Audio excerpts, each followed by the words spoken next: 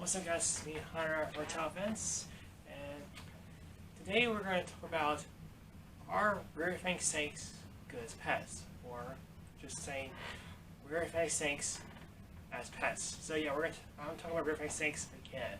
Since I've already talked about them in my previous videos, this video I'm going to talk about them being as pets. Now, according to some websites that I've looked at, like Reptile and other websites in general that sell rear-fanged snakes, they also sell as pets. But is it really okay to keep a rear-fanged snake as a pet? It might be okay. It depends on the snake. It depends on what type it is and all that other stuff. It all depends on its care and all that other stuff to it as well. So let's get down to it. Let's introduce you to rear-fanged snakes that I do recommend as a pet, and the ones I don't recommend as a pet. So yeah, in this video I will definitely describe to you which snakes are not good as pets, and also describe what are good as pets. And these are and this video is for rear-fanged snakes. With that being said, let's continue. Okay, here's the first snake I do recommend as a pet: a garter snake. Now this snake, this thing right here is a bit bitey at times every time I pick it up. Yes, garter snakes can become bitey, and they can become a bit scared of you when you first get them and stuff. And he's still a juvenile, so he is definitely still afraid of me. So yeah, I do hold him a bit, but he does not like being handled at all. He's definitely a biter, indeed, and I don't recommend anybody holding this snake at all when I go to shows and stuff. But anyway, according to garter snakes, they are considered rear-fanged.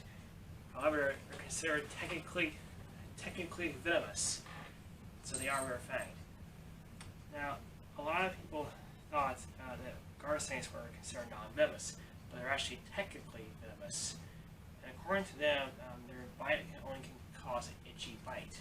So their bite only can definitely do an itchy bite on your hand or somewhere else where you get bit by a garter snake and stuff. Now this garter snake has tended to try to bite me and stuff, and so far no effects of them, but he will bite me and nip me all the time when I hold him and everything. He's a nipper, and when I was taking him out of his cage, he did proceed to bite me a lot, and he did not like being held. I mean, this snake is not like being held in the slightest, so that's why I'm keeping him in his container and stuff. Now, there's one thing that I did not mention in the video of garter snake is that when you're keeping garter snakes, you do feed them fish. However, you don't want to feed them goldfish, because feeding goldfish is not going to be a good idea to feed at all. Because goldfish is definitely not a good source for the feed, because it has a lot of bacteria and a lot of thiamines, and that will not be good for the snake at all. You do not want to feed the snake goldfish at all. This will not be good for the snake and stuff. But it's really kind of sad the fact that most pet stores have goldfish for animals to eat, which is definitely not a good idea. I think pet stores should get other fishes besides goldfish, because I think it's not a very good idea to have goldfish as feeder fish in pet stores. So yeah, I think it's not a good idea at all. So yeah, other than that, these things are good as pets because their care is not as hard to figure out stuff, and they can become nice snakes if you actually treat them right. They can be friendly snakes, and also garter snakes are harmless. They're very good to start with and stuff, even though they are fast and they can be defensive at times. And the only thing they'll do to you is musk on you, and they will try to bite you. And this snake has tried to bite me a lot. So as far as the snake goes in my care, he's doing pretty well. He eats fish, and he's doing really well in my care, and he's actually in good health, and overall he's a really fun snake to deal with, even though he does bite a lot, and he can be a bit of a handful at times. But overall, I think garter snake is a good snake to start with a pet, because their care is very simple, and they're not really, severely venomous, and they're actually more of more like a harmless snake. Yeah, they are a harmless snake. So So yeah, I do recommend these as pets. I do recommend them as your first rear-fanged snake if you want to get to rear-fanged snakes. Also including hognose snakes as well. I wish I had these hognose snakes, but I don't have any right now. I have this garter snake right here, and I do recommend them as pets. I do recommend them as pets if you want to get you one. So they're one of the snakes I do recommend, even though they do bite at times, and they will musk on you whenever you hold them. Stuff. Yeah. But anyway, let's go on to the next snake that I recommend as a pet. Now here's another snake that I have in my collection, but I guess for my previous video, I said I sort of recommend this as a pet, even though these things are not really, that dangerous, and these things are sold as pets. But do I recommend them as pets? Kind of. Yeah, it's kind of middle, because these things, even though these things are a bit advanced, and these things do need arboreal cages and stuff. Some have arboreal cages and stuff. So yeah, these things do need a bit advanced care, and they are a bit finicky when it comes to eating and stuff. And this is a Madagascar cat-eye snake, or also known as the Glassy cat-eye snake. That's what it's known as. Now these things are not entirely dangerous, and according to them, it's kind of known. Yeah, the placency of these rear-fanged snakes is unknown to their venom and stuff. So yeah, but I do recommend these things. Do kind of recommend these things as pets, even though they do need advanced care, and these are meant for advanced keepers when it comes to keeping them. So far, I actually recommend as the beginner's cat snake, as the beginner's cat snake, because there are other cat snakes like the Boiga species, which are definitely I don't recommend as pets. I don't recommend the Boiga species as pets because they are a bit advanced, and not only that, they can be a bit tough on people when it comes to care and stuff. Yeah, and they can be tough, and they can be just very striky at times too. So I do recommend these better than Boiga species.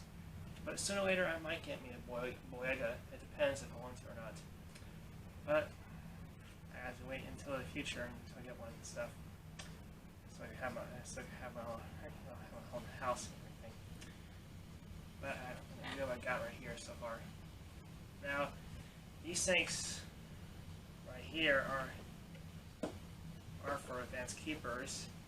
So I do sort of recommend these pets because of their behavior and their mellow temperament and stuff. And this snake right here is actually a bit friendly. He's not really,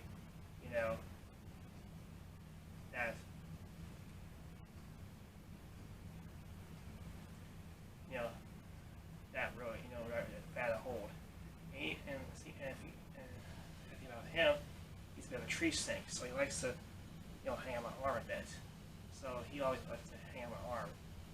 As you can see, he's staying on my arm, so he likes to be so since he's a boreal, hang on trees and stuff. So yeah, it's not like all tree snakes. They like to stay on your arm all the time, and they like to, stay on things that are kind of branched to them. So he thinks my hands are branched, which is good to know. I hate my hands are branched. But he wants to just climb on me and climb on me to just bite me and stuff. This thing has never bitten me at all.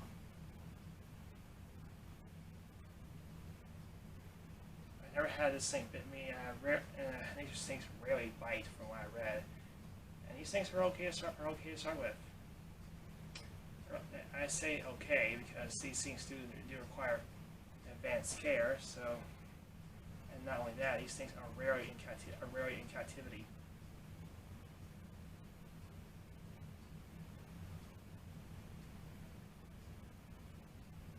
These are rarely in captivity, and the thing about them is that they're mostly imported, not captive born. There are captive born available, but they're mostly imported. And I'm pretty sure this one is imported because it's a bit of a finicky eater.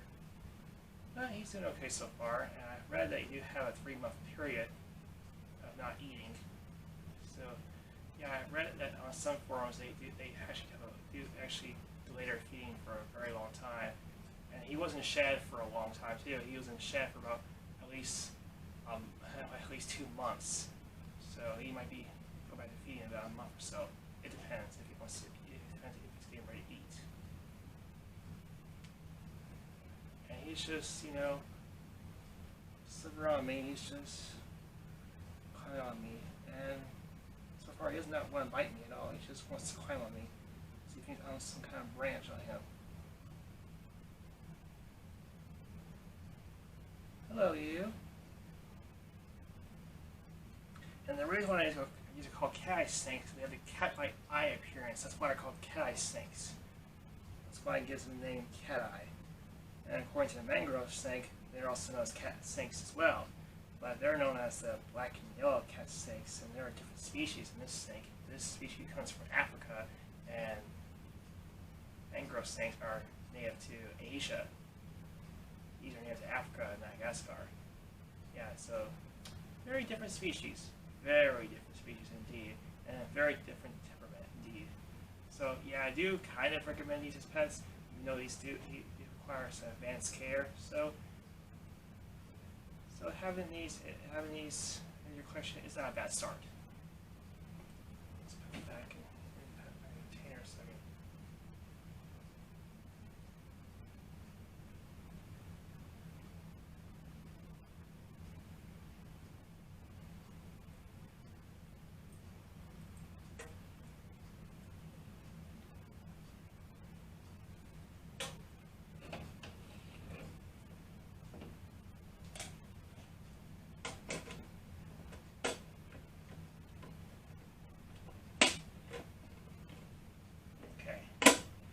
That's all the rare-fanged snakes I have that I recommend as pets. But now on to the rare-fanged snakes I don't recommend as pets.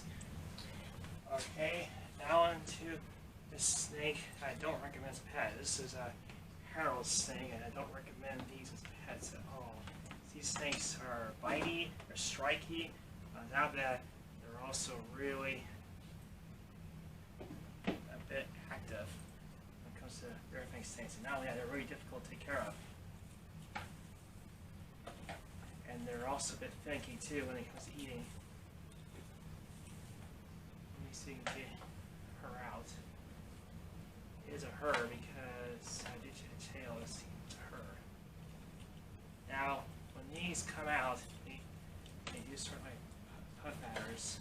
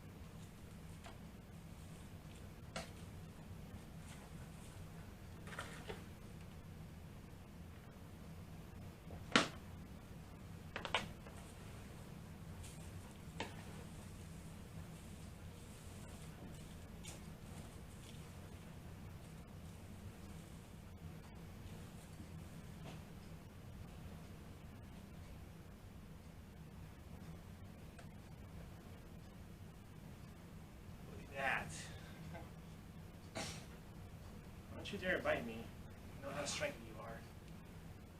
Like you be. Yeah, I had to, treat this one like a hawk, because this is a very striky snake. I deal with every day and stuff. And these snakes are mostly frog eaters and lizard eaters. And they can be difficult.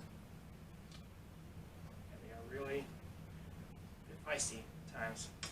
Good thing about them, their venom is not deadly, and it won't get you to the hospital if you get bit by one.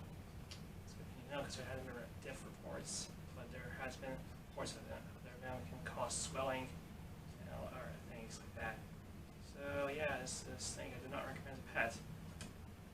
But for people who are keepers, I do recommend them to them, but for people that want to keep them as pets, do not recommend them at all because these snakes can be a bit, difficult to work with. Not only that, they're really finicky and they mostly eat frogs and lizards. And you have to feed them frogs and lizards. But when it comes to rodents, you have to feed them scented rodents, and sometimes they may not take them. It all depends if they want to or not. And this is a wild-caught species. It's a wild-caught type, and the wild-caught ones are really more difficult. There are some captive-borns available, but they're rare to get. And the ones that are mostly available are wild-caughts, which is kind of sad. And it's a wild-caught. And to be very careful with this wild-caught, because this wild-caught can be a bit striking. I believe it's a female, the looks of it. Yeah, it looks like it's female and stuff. And yeah, they act like puff batters. And see them around the hook.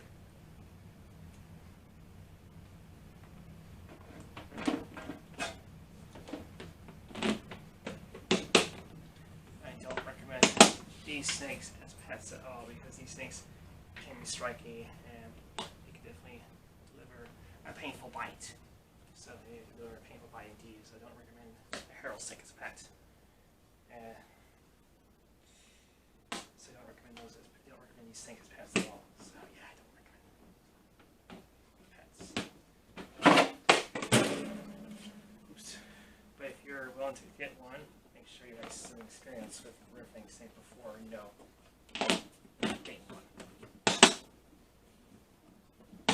Stuff.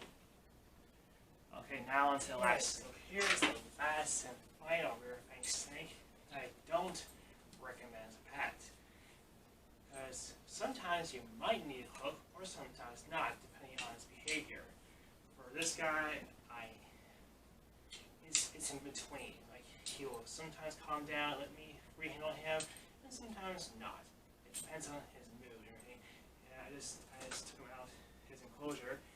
He is not like that at all. He's not like taking out his enclosure at all. So yeah. So I am going to calm down for a bit. But sometimes he can be a bit, he can be a bit easier to handle at times, and he can be difficult at times. But so far he's a really good feeder, and he will definitely be fed by and stuff. He eats rodents. He also eats fish and all other animals that he will eat. They're also cannibalistic on snakes too. These snakes right here are cannibalistic. This is actually a Brazilian smooth snake, and these snakes get big. And let me show you what the snake is like. And I've showed you this snake multiple times on video before. When it comes to handling snakes, it's better.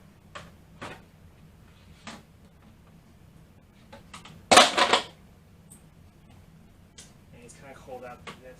It's not like being in this container. He's putting up, he's hissing. He's not happy.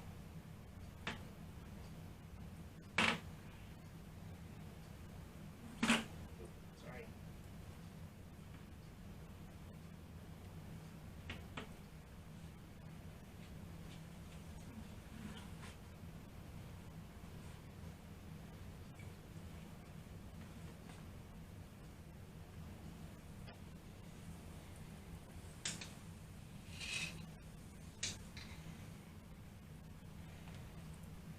Yeah, this is a very big snake indeed. Very big snake. This is the Brazilian smooth snake, also known as the false water cobra. Another snake that's also popular as a pet. Yeah, these snakes are also popular as pets too. But do I recommend them as pets? No, I don't. I don't recommend these snakes as pets because these snakes are big and they can bite at times. Their venom is a bit painful. A bit painful too. And these are meant for advanced keepers. Even though these snakes are not that hard to take care of. Ooh. Not that hard to take care of. But I don't recommend these snakes as pets. I don't recommend them as pets at all because these snakes are huge and they sometimes require a hook when being handled. And he's very heavy. He's really heavy.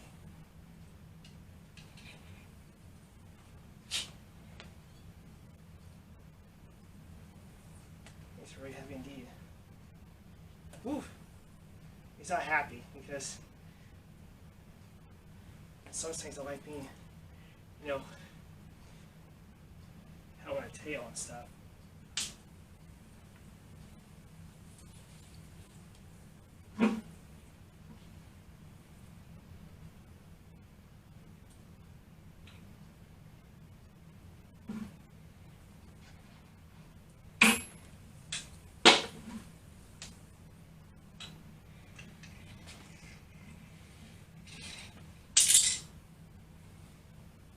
Yeah, this snake is definitely not happy at all. I'm trying to get him to calm down as best I can. Because this snake is sometimes it can calm down at times. And I wanted to, bite me because it would be painful.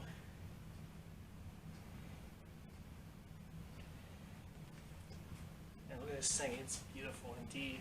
Very beautiful. And these are great to have in collections indeed. Very great snakes to have.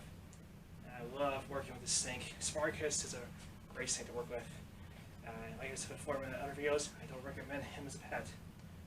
Don't recommend these kind of snakes as pets because they can be a bit difficult to take care of, a bit difficult to work with. And you also have a big cage for these snakes, and these things can be a bit advanced to work with. Their care is not really hard to figure out. And as far as their behavior goes, they're actually a bit mellow to work with. Now, the reason why I want to use a hook for a snake because this snake is not being taken out as enclosure at times, because you did not expect it to come. The reason why I'm bringing him out is because I want to show you what he's like again. I have interest to snake multiple times on my video series, but he's the one who gets the most views on my videos. Indeed he does. Look how beautiful he is. Look how beautiful he is indeed. And these snakes do need a big cage and needs to get big, and females get big too. Female versions of these snakes get big, they get to 10 feet. And this is a male, and he gets up to 8 feet long. And he's heavy.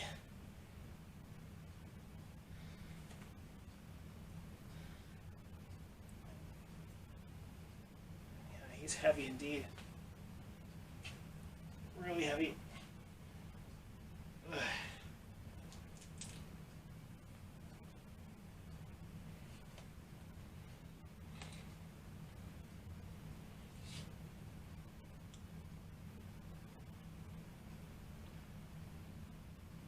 And I love working with these snakes indeed. But like I said before, I don't recommend these as pets. I don't recommend these pets at all because they're huge rear-fanged snakes and you might need a huge cage for it. I do have a big cage for it. A 4-foot wide cage is a decent sized cage for it indeed. And this snake will get bigger eventually. And he's almost full grown. He's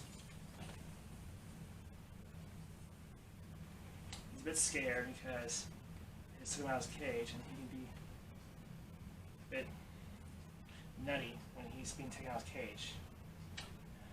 And I don't know one time when he tried to bite me. It's not good, but he missed. But he missed a lot. And I actually know his ways of trying to bite me and stuff. And I always do my best I can to calm him down a bit. I love working with these snakes. These snakes are awesome. I love working with these type of snakes, indeed. And I wish people would stop calling this thing a false floor cobra because it gives people mistake these as cobras, even though these are not cobras at all. These are just rear-fanged carubids that have the hood-like feature, and these snakes are native to South America, not Asia, because All cobras are native to Asia and Africa. And this is not part of the Naha species at all. So yeah, definitely not a cobra at all. But it acts like one. Although these snakes are known to keep their hood horizontal instead of, like, vertical like a real cobra does.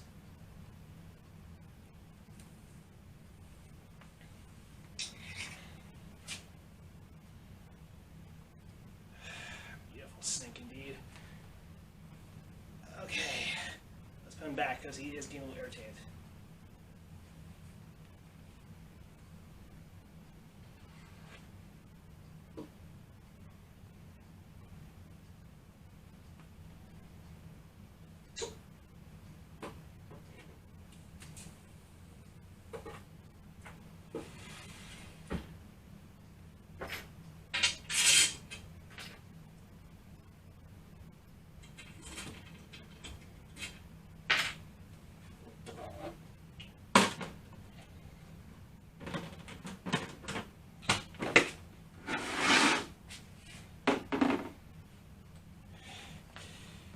Okay, and that's the snakes I recommend and don't recommend as a pet. Recommend as a pet when it comes to rear-fanged snakes. And you guys, Hunter out for Reptile Events, and I will see you guys later. Bye.